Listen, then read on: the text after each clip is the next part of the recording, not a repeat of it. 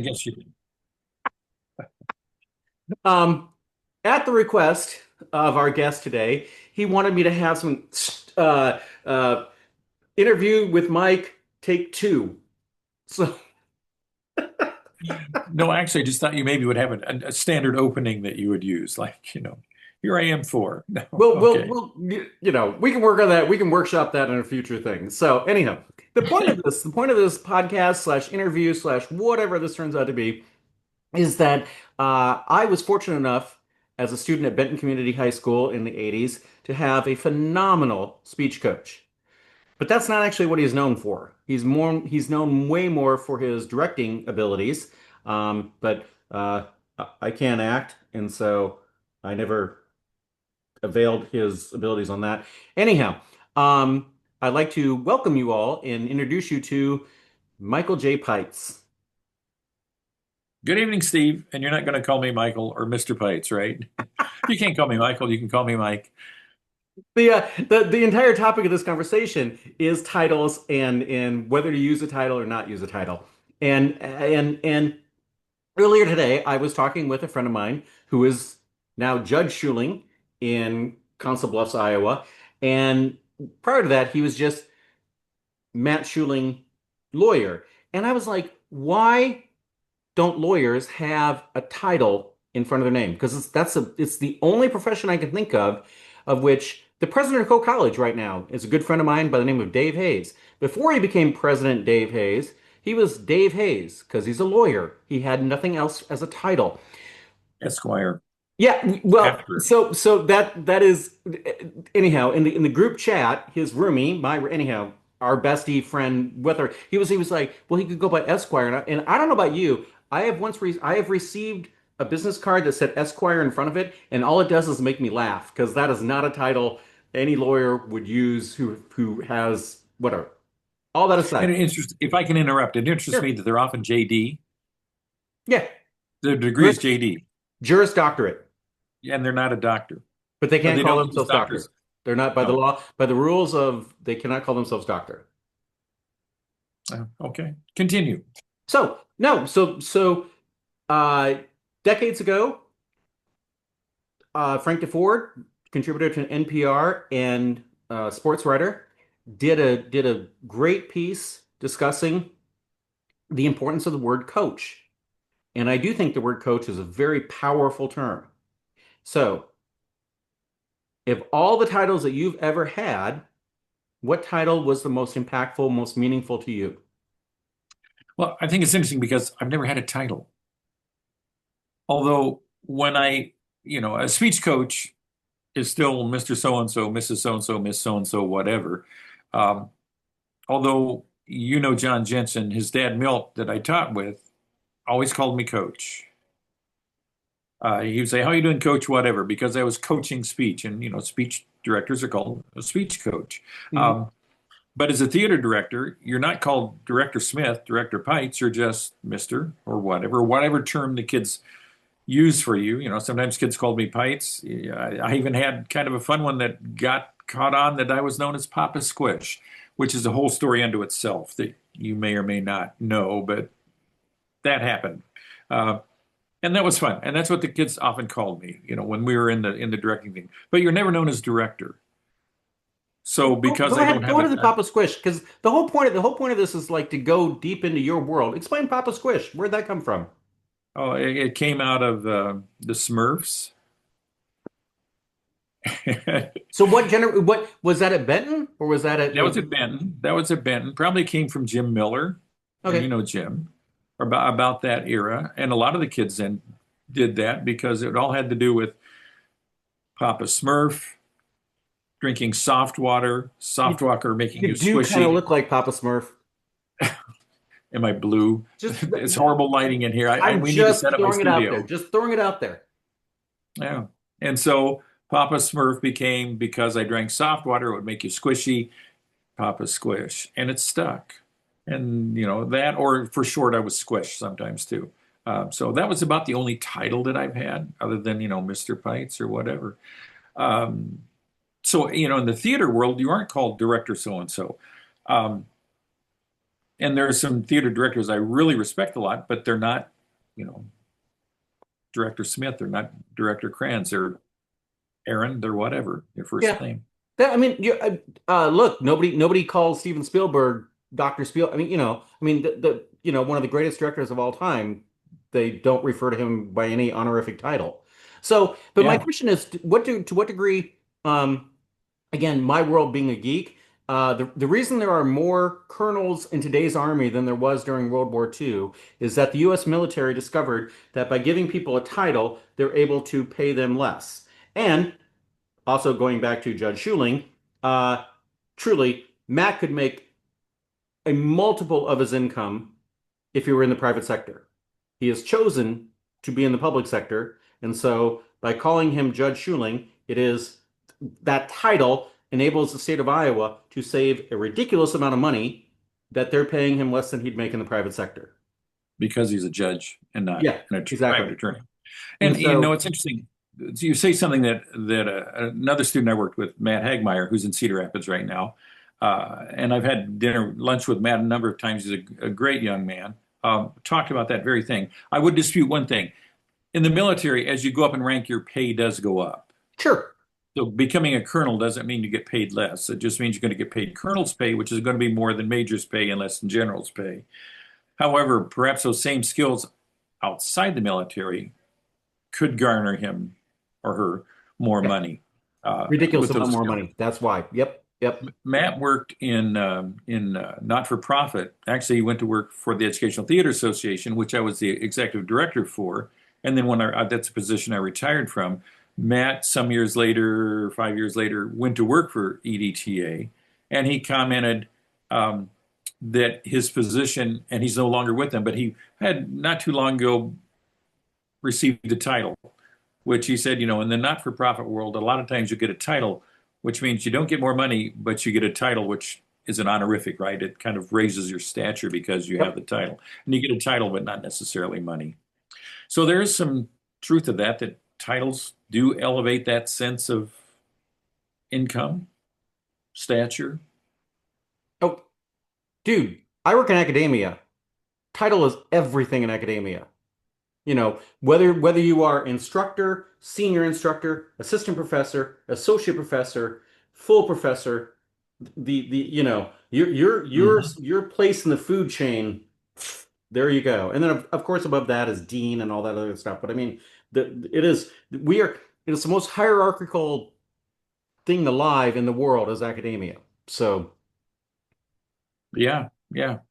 I can understand that. And to become a professor, right? It's a promotion, and it's seen for that.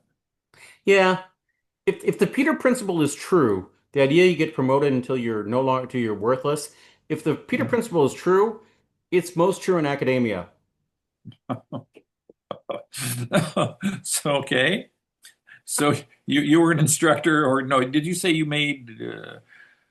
I've had I've had the title in the course of my career, I've had the title of instructor, senior instructor, assistant professor, and associate professor. I've had all the titles over the years. So Okay. anyhow, I've never had the title of full professor, and I never will, and I'm totally fine with that. So yeah, when I moved here, because when I was growing up, we never called you Mike, ever. There's no world of Benton community where I ever called you Mike. Did not happen.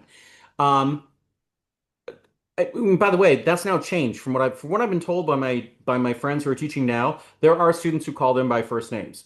Don't know why that's changed, but apparently that's now a thing. Was that true for you when you were subbing? Or I mean, if you're subbing, that's a whole different world. But I mean, is that a different thing in high schools and whatever in America now? I think the people I worked with, no, they were pretty much Mr. and Mrs. Although I've been working with the West Delaware School District, which is where I live. That's a school district, helping with the theater program there. The director, who is not a faculty member, who is a community member, has employment outside the school district. The kids do call her Tina. Sure. And there was a middle school paraprofessional that worked with the theater department, and the kids called her Dawn. But by and Sure. large, everybody else was Mr. Mrs. if they were faculty. So, I think that was true. And I had another train of thought which has totally escaped me now about that. I guess, I know what it was. I can remember my high school teachers, and believe me, Mrs. Reed will always be Mrs. Reed, and she is long passed away when you consider my age.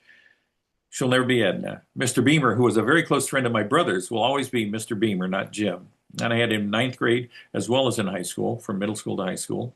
Uh, Mr. Newell will never be his first name. None of my faculty members from high school, it just doesn't feel right to Right. call them. In fact, Boy, I commented to you while we were on a break here to get things set up.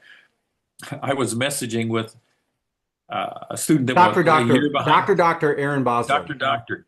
Aaron is an MD, MD, PhD, PhD, MD, Doctor, Doctor. PhD at the University of Iowa, and he still made a comment to me, something about thank you, Mr. Peitz, which I chuckled at because he's a very bright. I want to say young man. Everybody's young compared to me. He's a very bright individual to be a doctor, uh, and he still did that. And I think it becomes a habit, uh, and that's where the title may mean something. I think the respect is more important. A title may get you a sense of who you are. This is Dr. So and so. That has particular expectations with it, right? This is Coach so and so.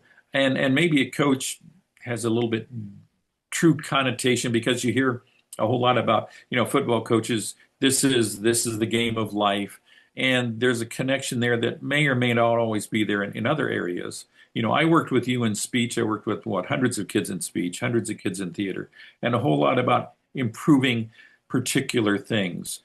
I didn't necessarily get into life skills other than maybe working Oh, with you got you into life about, skills.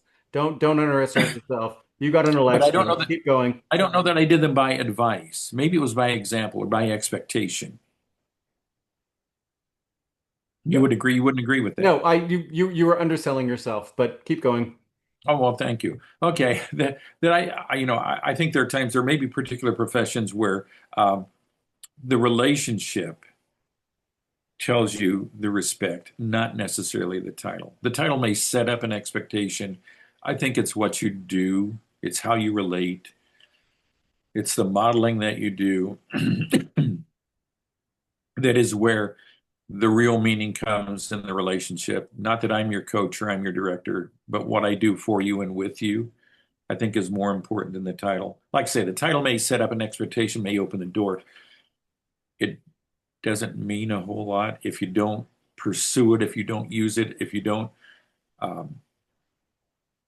if you don't use that just to help the person grow in whatever way. Well, this is purely coincidental. I wanted this topic to be the topic of our first conversation, and we were supposed to do this weeks ago. It is purely coincidental that we're doing this on February 19th. February 19th today happens to be 84 years ago. The guy who was my mentor in college, Bill Spellman, was born. Uh, and the fact that I gave his eulogy at his funeral is something I will cherish for the rest of my life, that I was able to have that honor to do that. But most people, their deepest connection with Bill Spellman was him as a football coach. The Mhm. people when at his funeral, which 800 plus people came to his funeral, um, the ones who were crying the most were not the econ students, whatever. They were not me. It was the football players that remember him, whatever. So it was his power as a coach that had some of the most long-lasting effects on the people that he was around. Um, the fact he and I had a deep connection, that I'm the one who gave the eulogy at his funeral, is bizarre because, I everything that people knew about him, you would assume that he and I would not make a connection. He was the Mhm. introvert's introvert. I'm anything but. And so again, today would have been his 84th birthday. Um, and but Is is he the one but that you said commented on you liking Studs Terkel? yeah, yeah. So this is the full circle moment of why I'm doing this with you, is that it's because you inspired me to read Studs Terkel.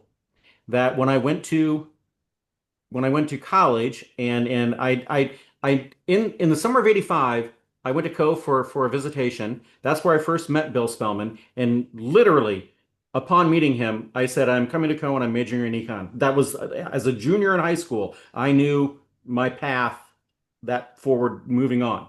Mhm. And he was my advisor and blah, blah, blah, blah, blah, blah. In an early meeting with him, I mentioned, anyhow, somehow or another, Studs Terkel came up and he was like, "You've actually read Studs Terkel?" And I was like, "Yes."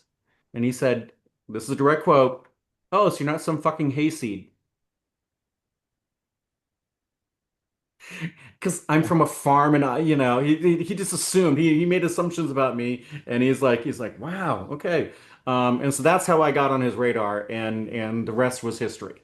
So, Mhm. um, okay. Anything else on titles and whatever before we move on to our last segment? Uh, no, I guess, it's all about relationships. And I said I was going to share a quote with you. Sure. Yeah, yeah. Let, let me, well, I actually, and I don't know how I got this because it's in the middle of it's a photograph of a poster of some kind, I guess, in the middle of pictures of a trip we made. So I'm on a tour in Greece and somewhere in the middle of all these pictures that I'm taking, this showed up because I was looking at this the other day. But I think this really, really encapsulates what we're about. And so it's the picture is, those little things where you have five balls and they hang and you drop Yep, one and it yep. clicks one off the end, you drop two and it blah blah. Perpetual motion type thing. Yeah, yeah, whatever. Yeah. Yeah. Yeah. And it's about the transfer of energy. Mhm. When you drop the ball, it transfers the energy. The quote under it is, what you do is your history. What you set in motion is your legacy. Leonard Sweet. Excellent. And I think that, people talk about what's your legacy. If your legacy is a building with your name on it, okay. It just means you made a We're, lot of money. It just means you made a and lot we're of seeing that ad nauseum right now, and we don't need to get into politics, but yeah. it offends me and it disgusts me and it discourages me greatly. What you set in motion, and this is the beauty of teaching, are the kids that go out and do stuff. And I've had a Mike that was a chief of police in a town in Iowa, right? I've got two teachers I keep in contact with. You're a student of mine, the Winter University professor. I've got one student I worked with that was a professional actor on Broadway. He's now a financial advisor, making more money than he did on Broadway. Another student that is out in Vermont was a professional actor. Who else can I talk about? We mentioned Aaron. Aaron's MD, PhD, doctor. Worked with at least two kids that one of them no, they both went to the Air Force Academy. One is still doing his career in the military. He's probably a major lieutenant colonel in the Air Force. I got another that went to the academy and became a professional football player. Those are students' lives that I touched, at least for one class in high school. To what degree I impacted their life, I have no idea. But Yeah. I do know that I have talked with students who said, well, I learned this working with you. And I guess that's the legacy. And as a teacher, and you probably, because I heard a couple interviews that you did with former students who happen to be female, who happen to be Muslim, who are doing very well in a male-dominated world. But they both talked about how you were able to make things um, relevant to them in what must have been really exciting about supply chain management.